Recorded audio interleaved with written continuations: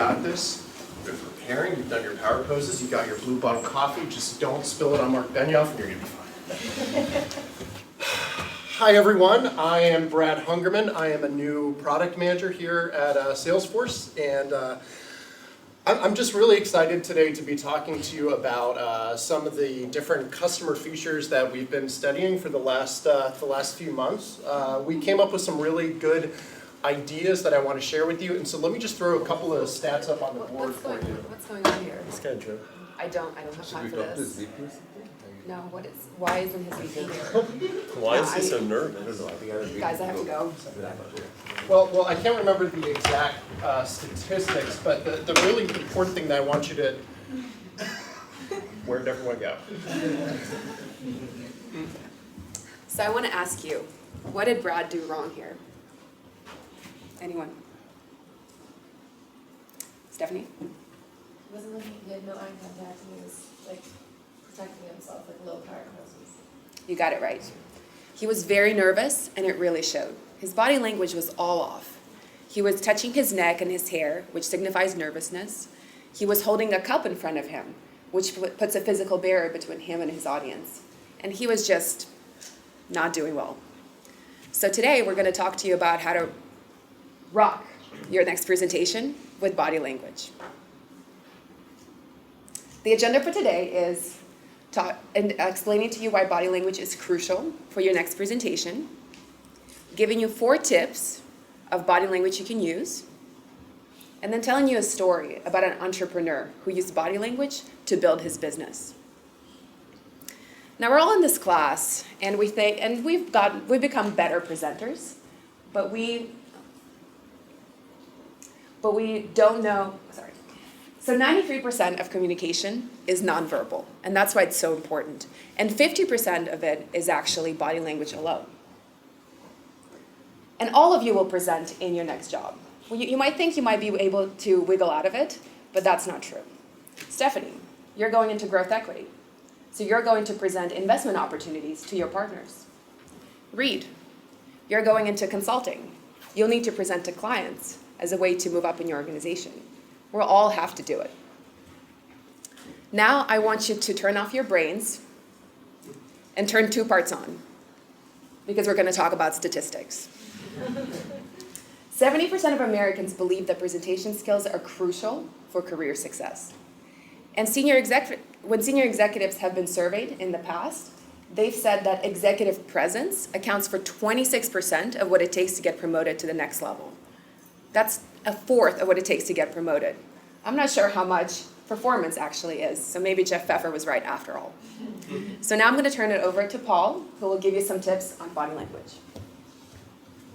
We've spent all week in the acronym factory.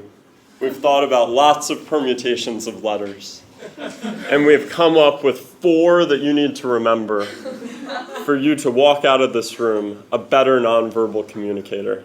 My friends, I present today the awesome method. It's going to require a little bit of memory on your part, because A stands for approach your audience with an eyebrow flash. But this is actually really serious, and I was stunned when I did the research that the top half of your face is seen as being more authentic than the bottom half of your face. People perceive that the area around your mouth is easily manipulable, and that what you're doing with your mouth isn't necessarily trustworthy. When you emote with the top of your face, when you raise your eyebrows, when you show interest, when you light up your eyes, people feel a connection coming out of that. They feel closer to you, and they feel more of an engagement with your content. So when you walk into a room to give a presentation, some of the tips we've learned earlier in the class are important too. Pause, scan the room, don't rush into whatever you're saying, but also raise your eyes, engage with your audience, and use the top half of your face in this way. The next part of the awesome framework, it doesn't have to be, by the way, a Jim Carrey eyebrow flash. The next part of the awesome framework is to win with the right smile. And this is really important because smiling is contagious. When you smile like Nisha is right now, it makes the rest of the room happier, it makes people more engaged, and it makes people feel more confident in what you're saying.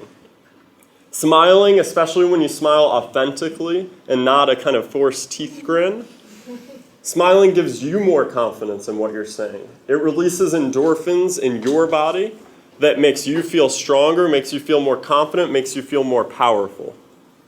Walk into a room, pause, scan the room, raise your eyes, smile. It's all going to help you connect better with your audience, build more confidence in your presentation, and ultimately get the results that you're hoping for. Brad's got the next two parts of the awesome framework. Now, Paul has just shared with you a couple of important techniques to make sure that your facial expressions are really demonstrating the confidence and competence that you want to convey in your next big presentation. What I want to do is I want to switch gears and talk about the lower parts of your body and how to use them effectively as well, starting with your hands. Now, the next part in our awesome framework is S, steepling with confidence. Just like Angela here, she does a pretty good job of it. But you don't want to look like Angela is right now permanently with your hands steepled. I don't know if you all noticed it, but Leo, in the presentation just a few minutes ago, was steepling like a pro. He did it just enough to look confident and to point emphasis on his points. And that's exactly what you want to use steepling for. You don't want to just do it for the sake of doing it. Do it with a purpose. And so just do it sparingly. Now, when you're not steepling, you have a few other techniques that you can draw from as well. And they all have to do with open palm gestures. Okay, you might not want to do exactly that because that looks a little defensive. And this looks like you're asking for something. But this is another way to demonstrate emphasis and confidence without the aggression of pointing at someone. One of my bad habits. Now, you can also double it up and use two hands to double your emphasis. Both good techniques. And lastly, the M in our awesome framework stands for moving to keep your audience's attention. Or, if you can't remember that, moving like JD does in his presentations. So there's really two techniques that you're going to want to remember. When to move forward and when to move back. When you're moving forward, that's when you're going to want to emphasize a point. And Jiku, I might even couple it up with some steepling to really emphasize my point. But when I'm done talking with you, I'm going to break and pause and move back. And that's going to be a natural change to a different topic.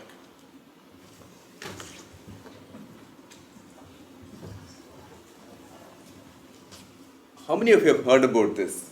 The Humans of New York? So I don't have to explain.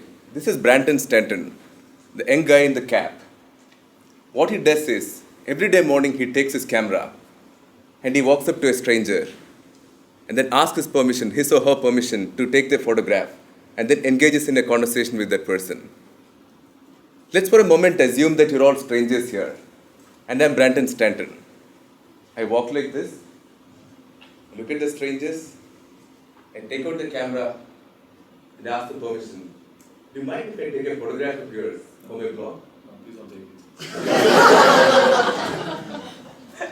it. This is the challenge what Brandon faces every day.